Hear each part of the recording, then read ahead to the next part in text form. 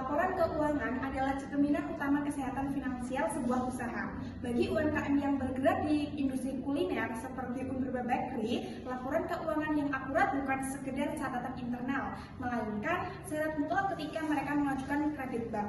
Namun, kenyataan di lapangan menunjukkan hal yang berbeda. Unpurba Bakery sebagai usaha bakery yang dinamis menghadapi resiko nyata, transaksi harian yang sangat tinggi, tidak ada pemisahan fungsi catatan dan penerimaan kas, sehingga pencampuran antara kas usaha dan kas pribadi pemilik. Kondisi inilah yang memperbesar potensi terjadinya salah saji pada akun utama, yaitu kas, persediaan, piutang, dan penjual. Disinilah urgensi laporan keuangan itu muncul sebagai instrumen pemeriksaan independen yang memberikan keyakinan memadai atas keabsahan data keuangan. Dari latar belakang tersebut, makalah kami merumuskan 8 poin permasalahan yang mencakup konsep dan tujuan audit, tanggung jawab manajemen dan auditor, identifikasi risiko salah saji, penentuan materialitas, perencanaan audit, prosedur audit, analisis risiko kecurangan, hingga penentuan opini dan penyusunan laporan auditor independen sesuai format SPAP. Yang kami capai sejalan dengan rumusan tersebut, yakni menganalisis, merancang, dan mensimulasikan proses audit secara komprehensif pada kasus Unpurba Bakery. Selanjutnya adalah pengertian pengauditan. Pengauditan adalah suatu proses sistematis untuk memperoleh dan mengevaluasi bukti secara objektif mengenai pernyataan-pernyataan tentang kegiatan dan kejadian ekonomi dengan tujuan menetapkan tingkat kesesuaian antara pernyataan tersebut dengan kriteria yang berlaku, lalu menyampaikan hasilnya kepada pihak yang berkepentingan. Di Indonesia, kriteria yang digunakan adalah Standar Akuntansi Keuangan atau SAK, dan praktik audit laporan keuangan diatur melalui Standar Audit 200 Revisi 2021 yang diadopsi dari International Standard on Auditing atau ISA. Kualitas audit ditentukan oleh 3 pilar utama. Yang pertama, kompetensi auditor. Auditor harus memiliki keterampilan teknis, memahami standar akuntansi dan auditing. Keterampilan manajerial dalam merencanakan dan mengatur pekerjaan, serta kemampuan berpikir kritis dan menganalisis informasi secara akurat. Auditor harus bebas dari tekanan dan pengaruh pihak manapun, termasuk manajemen perusahaan yang diaudit, agar opini yang dihasilkan bersifat objektif dan dapat dipercaya oleh publik. Lalu yang ketiga, objektivitas. Auditor wajib berpegang pada bukti yang ada, tidak memihak dan tidak membiarkan penilaiannya dipengaruhi oleh pihak lain. Lalu selanjutnya ada regulasi pengauditan di Indonesia, bersumber dari 3 instrumen utama. Yang pertama, ada Undang-Undang Nomor 5 Tahun 2011 tentang akuntansi publik yang menegaskan bahwa standar profesional akuntan publik atau SPAP adalah acuan mutu yang wajib dipatuhi oleh seluruh akuntan publik. Yang kedua, Undang-Undang Nomor 4 Tahun 2023 tentang pengembangan dan penguatan sektor keuangan atau P2SK yang memperkuat peran akuntan publik sebagai profesi penunjang sektor keuangan, karena mereka memberikan jaminan atau assurance atas kewajaran laporan keuangan. Lalu yang ketiga, IAPI, Institut Akuntan Publik Indonesia, sebagai satu-satunya organisasi resmi yang mengatur profesi ini, termasuk menetapkan SPAP, kode etik, dan sistem pengendalian mutu.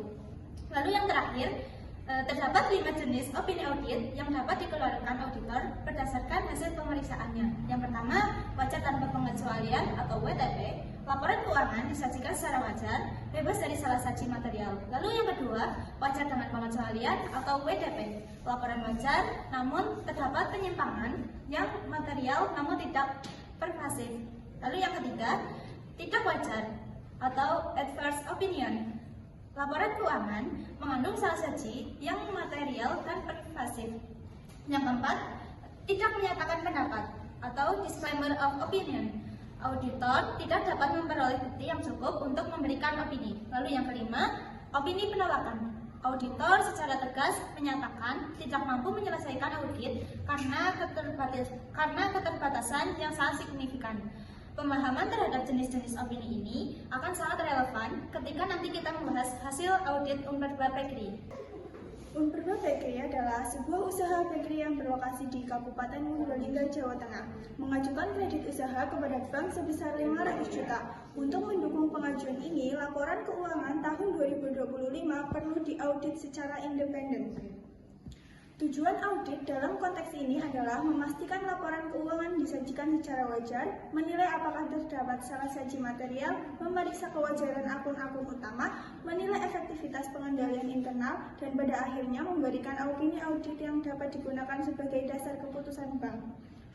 Dalam proses ini, Ibu Rani selaku pemilik usaha bertanggung jawab menyusun dan menyajikan laporan keuangan secara wajar, serta memastikan pengendalian internal yang memadai. Sementara, auditor bertugas memberikan opini independen berdasarkan bukti yang diperoleh dan seluruhnya harus sesuai dengan SPAP. Kami mengidentifikasi resiko pada 4 akun utama, yaitu pertama akun kas. Resiko utamanya adalah pencampuran kas usaha dengan kas pribadi pemilik. Tidak adanya permisahan tugas antara penerima dan pencatat kas, serta transaksi penjualan yang tidak selalu menggunakan nota resmi, asuransi relevan, ekstensi, kelengkapan, akurasi, dan hak dan kewajiban. Yang kedua, akun piutang usaha. Terdapat piutang berumur lebih dari 120 hari yang masih dicatat sebagai nilai sebesar senilai penuh, padahal belum ada kebijakan pencadangan kerugian piutang.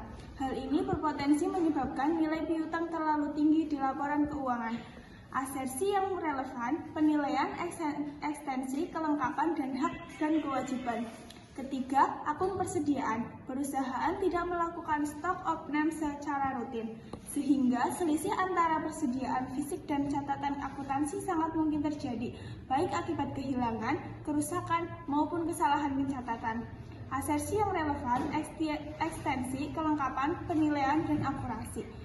Keempat, akun penjualan. Tidak semua transaksi didukung nota resmi, terlebih terjadi lonjakan penjualan yang tidak proporsional pada bulan November dan Desember, menciptakan risiko pencatatan yang tidak lengkap, bahkan potensi manipulasi, asersi yang relevan, kelengkapan, occurrence, cut-off, dan akurasi.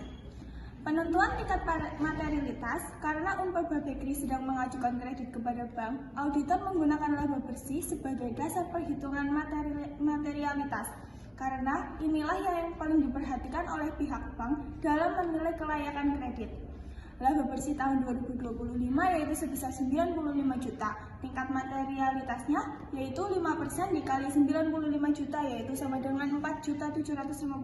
Artinya, jika ditemukan salah saji melebihi 4.750, maka kesalahan tersebut dianggap material dan berpotensi mempengaruhi keputusan bank sebagai pengguna laporan keuangan.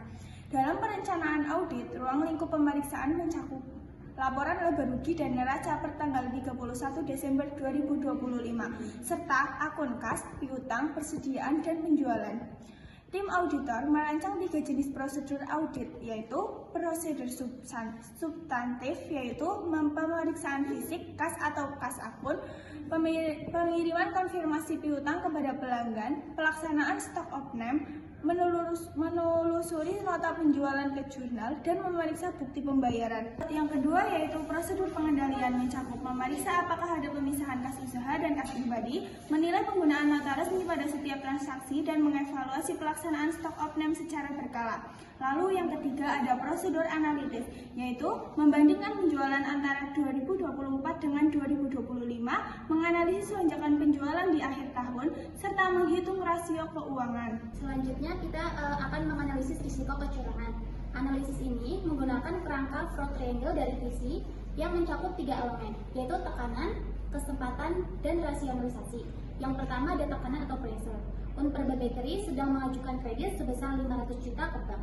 Tekanan finansial ini dapat mendorong manajemen untuk menyajikan laporan keuangan yang tampak lebih baik dari kondisi sesungguhnya.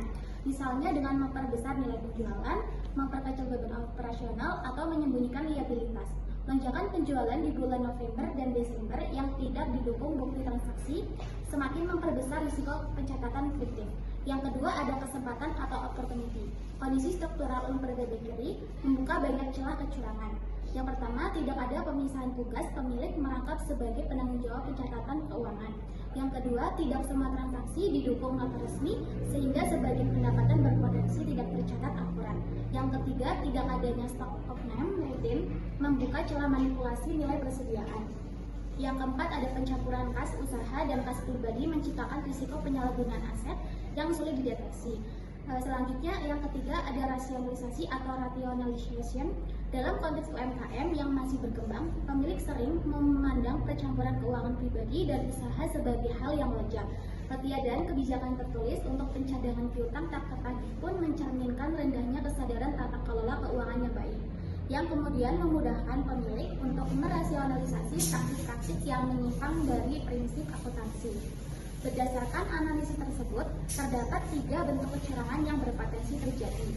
Yang pertama, yaitu financial statement fraud atau manipulasi laporan keuangan dengan meningkatkan pendapatan secara artifisial, terutama melalui lonjakan penjualan akhir tahun yang tidak proporsional demi mendukung kelayakan kredit. Yang kedua, ada aset misappropriation, penyalahgunaan aset terutama kas akibat lemahnya pemisahan antara kas usaha dan kas pribadi. Tanpa pemisahan rekening yang jelas, penggelapan dana usaha yang sangat sulit dideteksi. Menghadapi risiko-risiko ini, auditor wajib menerapkan skeptisisme profesional secara konsisten merancang prosedur yang responsif, seperti konfirmasi independen atas piutang, uji petik transaksi penjualan November sampai bulan Desember, dan rekonsiliasi antara kas fisik dengan catatan akuntansi. Selanjutnya ada penentuan opini audit.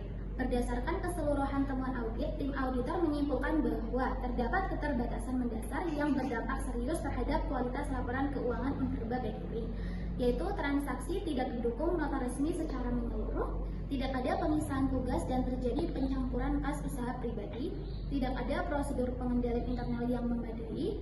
Kondisi-kondisi ini secara kumulatif membuat auditor tidak dapat memperoleh keyakinan yang memadai bahwa laporan keuangan bebas dari salah saji material. Dalam konteks Unperba Bakery, terdapat 2 kemungkinan opini. Yang pertama, ada opini wajar dengan pengecualian. Jika auditor menilai bahwa sebagian besar laporan masih dapat diandalkan, namun terdapat penyimpangan pada beberapa aspek yang material namun tidak pervasif. Atau yang kedua, ada opini tidak menyatakan pendapat atau disclaimer of opinion, yang lebih tepat jika kondisi pengendalian dan pencatatan dinilai terlalu lemah untuk diandalkan secara keseluruhan.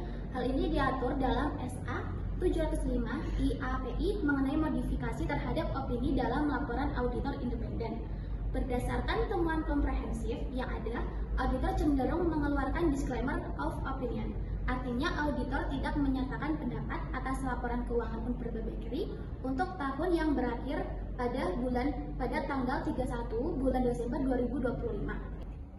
Demikianlah pemaparan makalah kami mengenai simulasi audit komprehensif laporan keuangan Unperba Bakery. Kami berharap presentasi ini memberikan gambaran yang jelas dan sistematis tentang bagaimana proses audit dilakukan, mulai dari perencanaan, pelaksanaan, prosedur, analisis risiko kecurangan, hingga penerbitan opini dan laporan auditor independen. Sekian, wassalamualaikum warahmatullahi wabarakatuh.